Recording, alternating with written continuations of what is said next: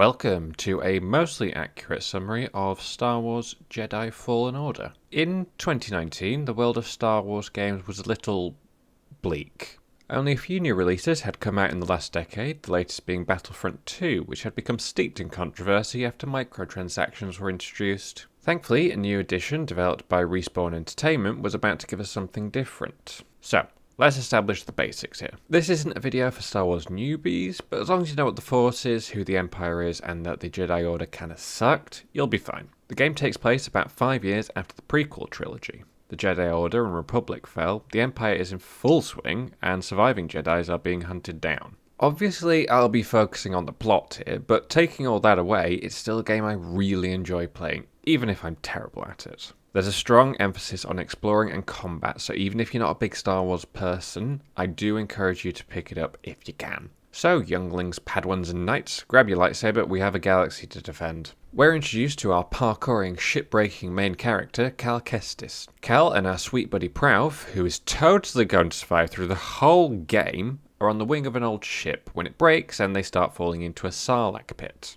In a plot twist absolutely no one saw coming, Cal's a Jedi. Jeez, it's not like that's in the title. What could it mean? Cal is spotted using the Force, so is instantly chased down by an Imperial Inquisitor called the Second Sister. Oh, and Prauf dies. I mean, oh no, not this character I've known for 10 minutes. He means so much to me. For real though, it is quite sad as Prauf gives this big anti-Empire speech before the Second Sister kills him in front of us. After a quick fight, we're rescued by two randos. I'm Seer, this is Grease, I used to be a Jedi, want to restore the Order, and we're off to Bogano. Back on solid ground, Cal sets off to this vault, finding BD1 along the way, who is easily the game's best character, and I would kill anyone who hurt him. Anywho, we reach the vault, and BD starts playing a recording of Seer's old master, Cordova. This place was built by Zepho, and there's a list of Force-sensitive children hidden here. Follow my trail by going to the tombs of 3 sages, starting on the planet Zepho. I wonder who lived there. On Zepho, we get past some Empire goons and enter the first tomb. Cal unlocks some new Force powers via flashback, and Cordova points us to Kashyyyk as the next stop. By the way, I used to have a Padawan, and she is totally, absolutely, definitely dead.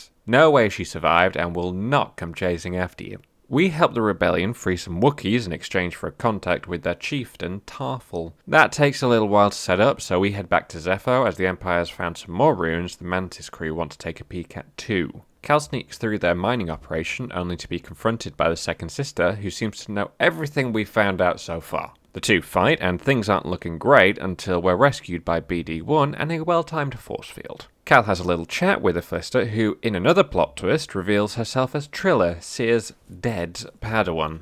In the tomb, Cal is ambushed, has another flashback lesson, and gets another recording of Cordova telling us to find an Astrium next. On the way back to the Mantis, Cal is kidnapped and has this completely random side mission in a gladiatorial arena until we're rescued by Seer and Grease, and the whole thing is forgotten about 5 minutes later. Back on Kashyyyk, Cal meets Tarful, climbs a big old tree, and learns to double jump.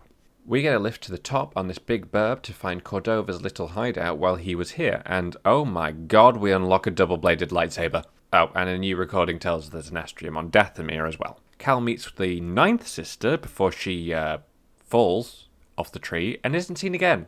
I'm sure she's fine. The Mantis whips on over to Dathomir to find the next tomb and the Astrium. Well, this place seems lovely. Are those zombies? Beans. Nice Sister Merrin quite literally pops up out of nowhere and is all like, hippity hoppity, this planet is my property. There's also a totally not creepy hooded guy who tells us to stay away from the tomb. This is an RPG though, so Cal doesn't listen to him, has a tangle with his big bat, which isn't nearly as cute as a real bat, and enters the tomb anyway. Inside, Cal manages to break his lightsaber after a vision of what happened during Order 66, unlocking a whole boatload of trauma that would give any therapist a field day. On our way out, because, no lightsaber, the hooded guy from earlier reveals himself as Malicos, a former Jedi. This place is so cool, I can teach you all about the power here. What the hell? You said the same things to me 5 years ago, and things still suck. I'm done with you. I'ma leave.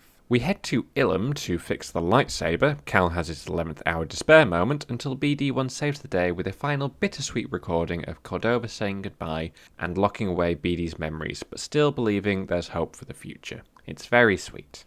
With his new lightsaber, Cal heads back to the Mantis, cutting through Empire forces on the way, and they jump to Dathomir again.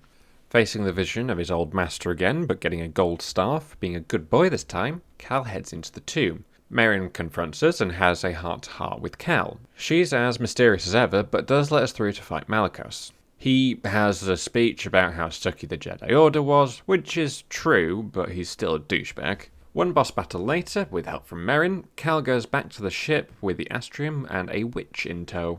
Now with everything needed to get the list, Cal heads back to Bogano, unlocks the vault, and has another vision. For Christ's sake, can I have 5 minutes without a fourth vision, please? This one isn't as fun as the others, as we see Cal failing to protect the children and becoming an Inquisitor. Well, this sucks. He still manages to grab the list, but is predictably interrupted by Triller, who steals it during a cutscene. Bloody video games. Cal runs back to the Mantis, catches everyone else up on what happened, and Cere uses the opportunity to make Cal a Jedi Knight. For reasons, I guess.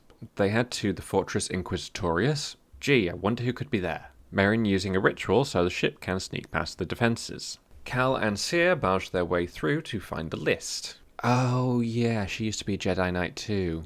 Cal comes face to face with Triller, cause obviously, and he's finally able to defeat her. Third time's the charm, I guess. Cere shows up at the end and has a heart-to-heart with Triller. She's just about to turn good when she's killed straight away.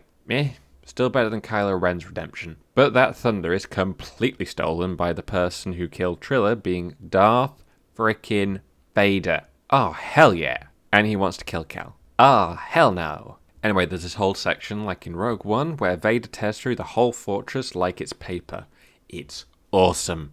Oh yeah, Cal. Him and Cere are chased through the fortress, barely escaping by the skin of their teeth, and have to be rescued by Merrin at the very end. But they make it out without any lasting damage, and back on the Mantis, Cal decides it's too dangerous to raise kids to be part of a war, go figure, and destroys the list to protect them. And that was all for now. The sequel is coming out not long after this video, and I can't wait to see what happens.